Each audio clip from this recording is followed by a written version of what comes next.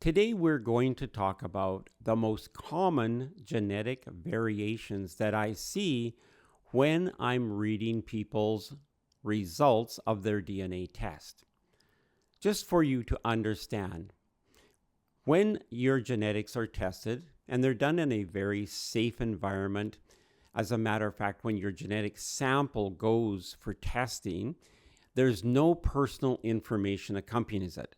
So if someone was to somehow hack into that lab, there's no information on you that would connect you to that genetic result. That's done in a different location at a different time. So they would have to hack into multiple locations. And I don't know why somebody would want your genetics, because we're looking at functional genetics. We're not looking at ancestry genetics. And just to tell you the difference between ancestry genetics and functional genetics. So ancestry genetics is just to find out who contributed to your genetics over time. So it could be a surprise to you that somewhere in your background you had some German genetics, or you had some European genetics of some kind, or other genetics from other areas of the world. The reason I said German is because that was a surprise to me. My grandparents are Scottish on both sides. So for something like that to show up, I'm sure it would have been a surprise for them as well. But those don't have anything to do with what functional genetics are about. So functional genetics are actually the genes that are affecting your life right now. They're the genetics of our dietary intake. Things like macronutrients, how we handle protein, how we handle fats, how we handle carbohydrates. There are things like vitamins, minerals, and supplements that we would either get from food or we would supplement with a supplement. There are things like our exercise genes. So how good we are at, say, running, how good we would be at weightlifting, how good we would be at yoga, how good we would be at maybe some things that we love. So we check your genetics for those kinds of things that are functional, things that we experience throughout our life on a day-to-day basis. Now, I've been doing this for a number of years, and I've been keeping track because I wanted to know if ancestry, in other words, where your genetics came from in the world, if that had any differentiation that was noticeable. And I did 400 genetic reviews in which I compared the genetics of people who are from different parts of the world.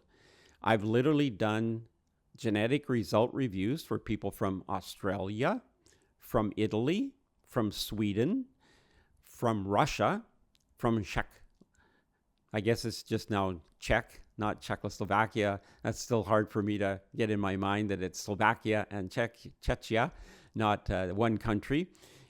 But I've checked then Europeans of all kinds. We've had people from all over the world that have had their genetics done. And I thought it would be a really cool experiment to see if there were variations common to certain individual groups of people. Like, for instance, if they're from Italy and they were born in Italy to Italian parents, or if they were born in the UK and their parents are English, or if they're born in India and from Indian parents. What's been amazing to me is to find that there are significant similarities, I'm just going to call them, amongst all of humankind. And this was a shock to me. I really expected something different. Many people have heard of the blue zones. There was a book written about the blue zones in which they went around the world and they found pockets of people living in particular areas of the world, and their lifespans seemed to be longer than other areas. They found some people in Japan. They found some people in Loma Linda, California. There was 5 or 6 different areas that they looked at, and they found these people that were living to 100. They were very active. They were very healthy. They had different lifestyles. They had different ways to live. Some people smoked cigars and some people drank different kinds of alcohol each day. Some people avoided alcohol and tobacco. Some people were vegan.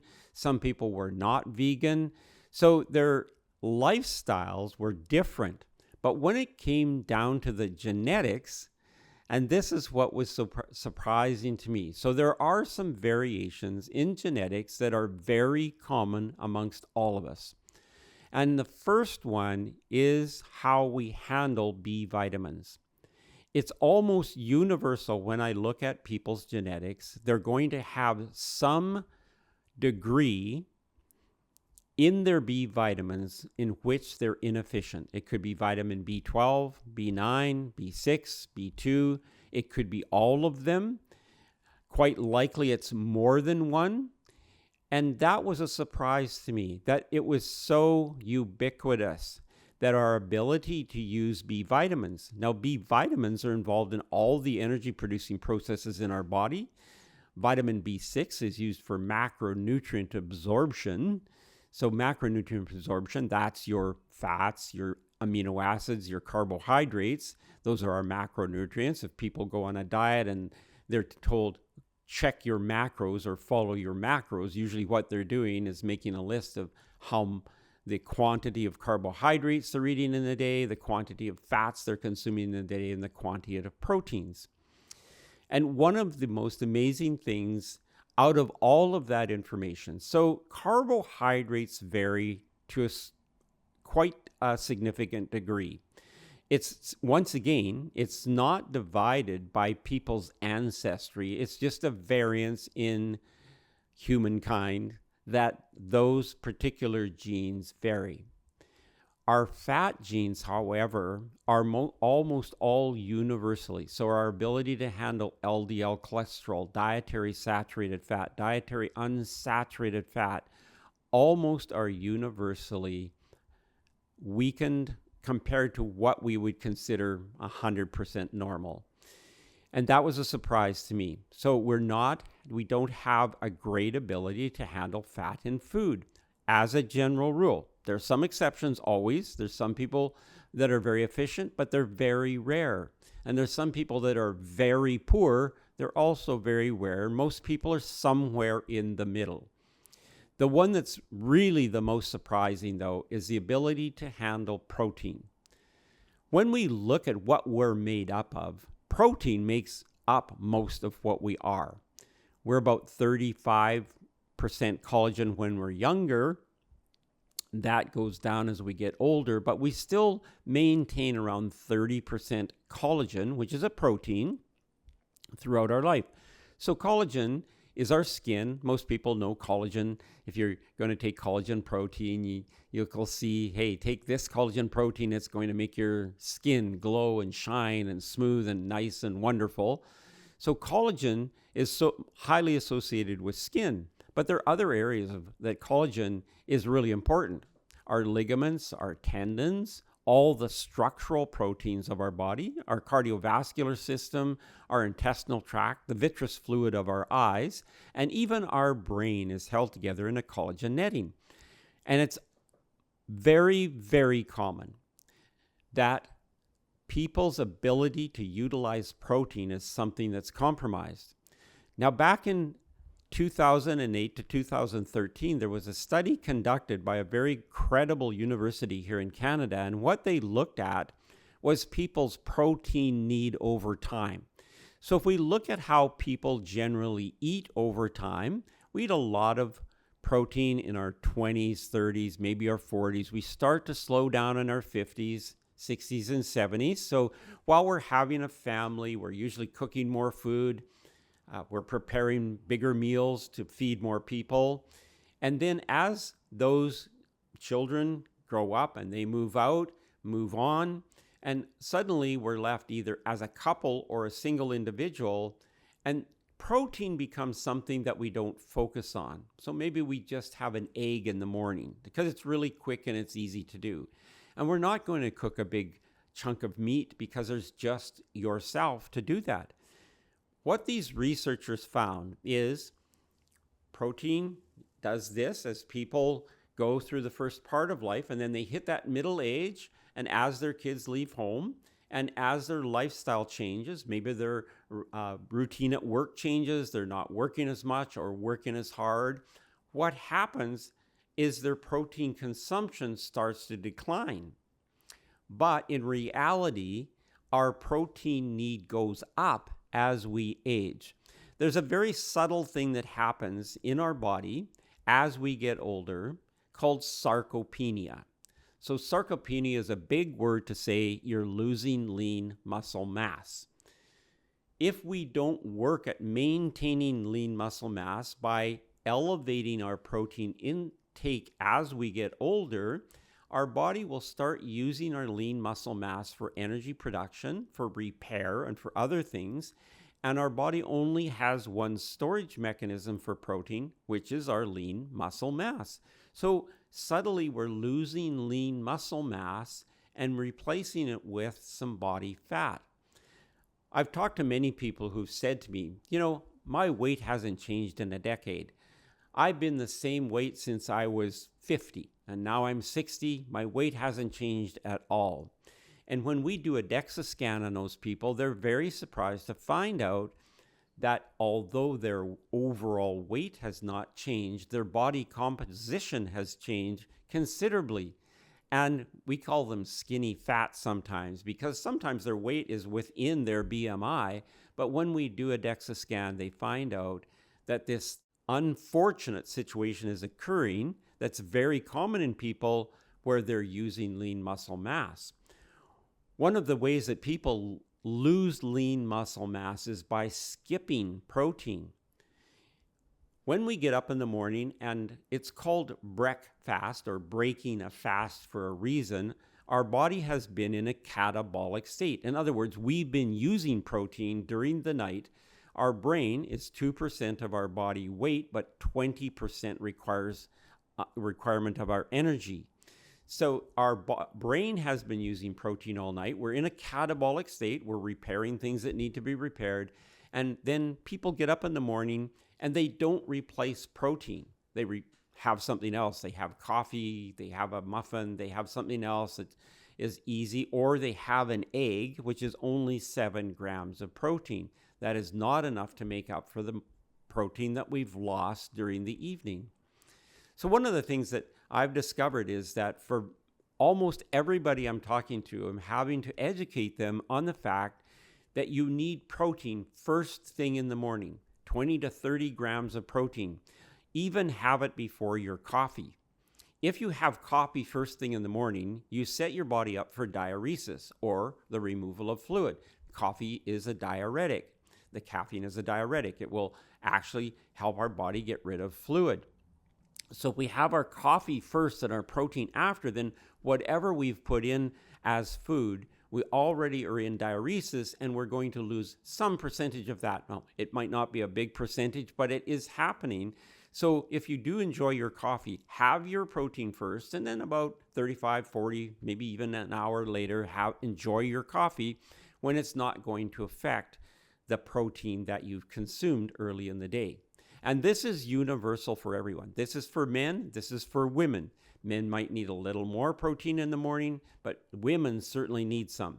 And what we need is something that contains about 2.5 grams of leucine protein, which is the protein that tells the other proteins that they can be absorbed, that our body, it prepares our body to absorb protein. So that's number one out of all the things that I've found is protein need is very high.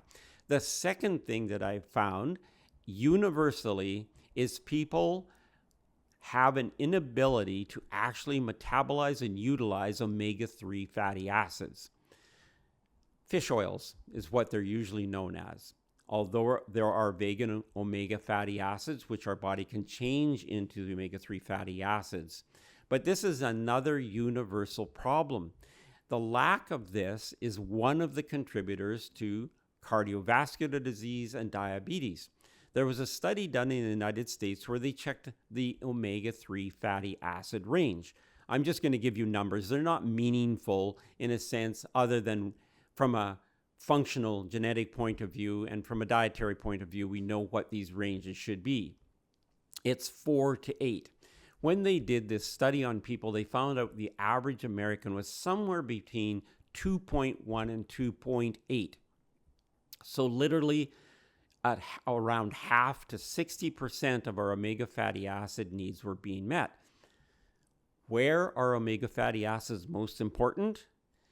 Well, the membrane of our neurons is almost entirely made up of omega-3 fatty acids like DHA. Actually, all of our cellular membranes are highly fatty acid containing. So having a shortage of fatty acid means we're not making the membranes, cellular membranes, at the strength that we should. This leads to inflammation. Subclinical, sometimes we don't notice it. Subclinical inflammation is an inflammation that's going on without symptoms, which can be a contributor to long-term illness. Those are two of the most important. So protein need, and then our ability to utilize fats, all fats, saturated fat, dietary unsaturated fat, and the omega fatty acids. These are genetics that seem to be universal across all types of people, all populations of people. And what's the easy fix for that? Well, it is to eat more protein. It is to eat more protein consistently throughout the day. And some people like to eat 2 meals a day. There are people that are OMADs, they eat 1 meal a day, which is a very inefficient way to get protein. They do it for weight management. And while they will lose some body fat, eventually they will start losing lean muscle mass. So these are things that are universal. Another thing that seems to be universal, and this is the final thing, is the emotional eating gene. Now, that's a really interesting gene, the emotional eating gene, or eating to satisfy our brain.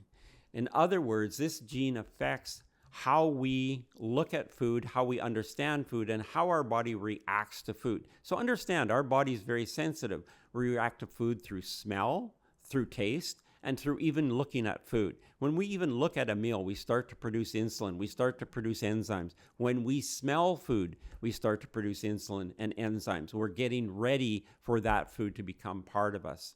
So this is another area that's almost universal, is this emotional eating gene. And that is the one that can cause us real problems if we don't understand that gene on and into the future. So that's 3 genes, genetic sequences that are very common amongst people. I feel that these are reason enough to have our DNA tested. If we understood just our macronutrient profile and how we can fix that, we could go a long way to eliminating many illnesses. As a matter of fact, the end of this study that was done, a 5-year study, 2008 to 2013, the researchers concluded that many of the diseases that we consider aging, so lack of mobility, lack of strength, lack of balance, are actually protein deficiencies and deficiencies in fatty acids connected to cognitive decline. I hope you found this really useful. I've enjoyed sharing it with you, and I'll look forward to talking to you on the next episode. Thank you for listening to episode 3. And once again, if you wouldn't mind just liking and subscribing, that will help other people find this information if you found it useful. Thank you for watching this podcast. I'd like to mention that it is sponsored by DNA Power, a British Columbia company located in North Vancouver, BC. DNA is an innovator and currently one of the most popular DNA tests available across the world. DNA's Total Power is the test that I had done, which gave me the blueprint to help me live a better life. I'm strongly going to encourage you to have your DNA test, and I've included a link below, dnapower.com/Alan53. If you click on that link, you will get a 10% discount on the Total Power test if you put Alan53 in the coupon code at the checkout of the DNA Power test.